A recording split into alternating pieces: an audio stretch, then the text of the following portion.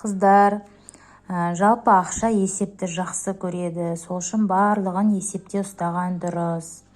Сіздерге осындай енді дәптер арнауға кеңес берем. Қандай болса да өздеріңіз білесіздер. Бірінші бетте бағанағы өзіндік бағасын есептеу формуласын бәрін жазып қойыңыздар. Кейін клубниканың бағасы қымбаттаса, шоколад қымбаттаса, может бағаларыңызды өзгертетін болатсаңыздар, керек болатын болады. Сөйтіп жазып, бір бетке прайстарыңызды жазып қойыңыздар. Клиент звондағанда бірден дәптерді аша салып, бағаны қарайтын. Сосын ары қарай уже заказдарды жазып кетесіздер. Вот көріп тұрсыздар ма? Мен өйстіп заказы деймін да, қай ай. Мысалы, март болса, март деп жазып, бас жағына число жазам.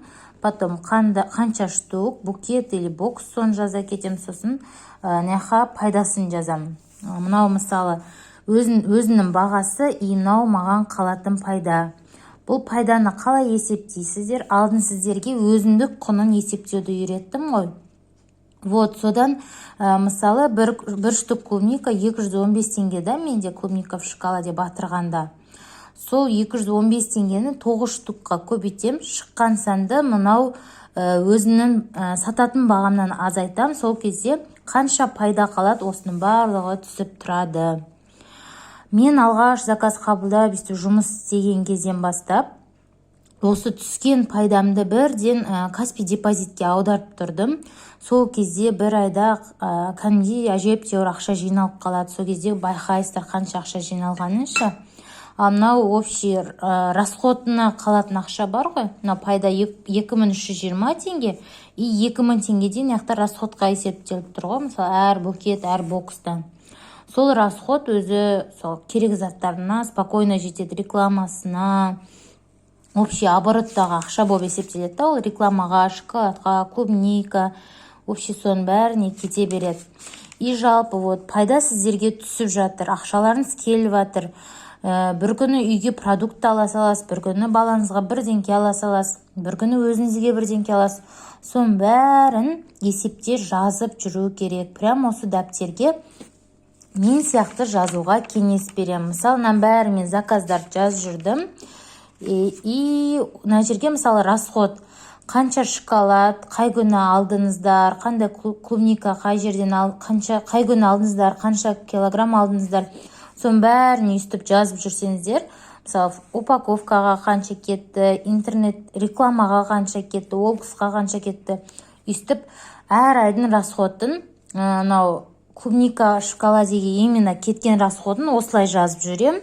Одан бөлік күнделікті үйге кететін расходтар, мысалы, продукт аласыздар, бірдеңке жейсіздер, балаға бірдеңке аласыздар, суши аласыздар, мынау, в общем, барлық үйге кететін продукты, майда шүйденің барлығын солайынан өйстіп жазып жүресіздер.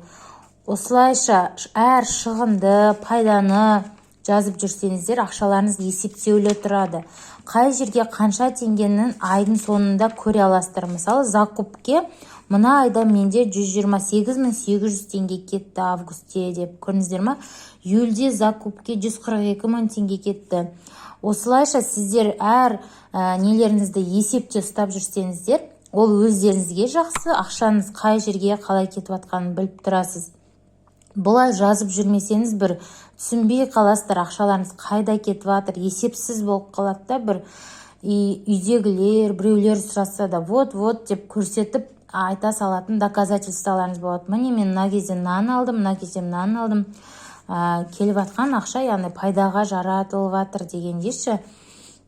А то елдер айтады, қане сонша ақша тауып жатқаның, қайда кетіп жатыр соның бәрі дегенде. Шынымен өйстіп жазып жүрмесеңіздер, білмей қаласыздар да қайда кетіп қалды, жота ақша деген шынымен су ма деген сияқты ойлар келіп қалады. Ақша деген ешқандай су емес. Ақша маған қалай келіп жатыр, қалай менен ақша кетіп жатыр, маған одан 2 есе болып келеді деген түсінікте болыңыздар. Сонымен қыздар, ақшаларыңыз көп болсын, ақшаны осылай үнемі есепте ұстаңыздар. Сәттілік!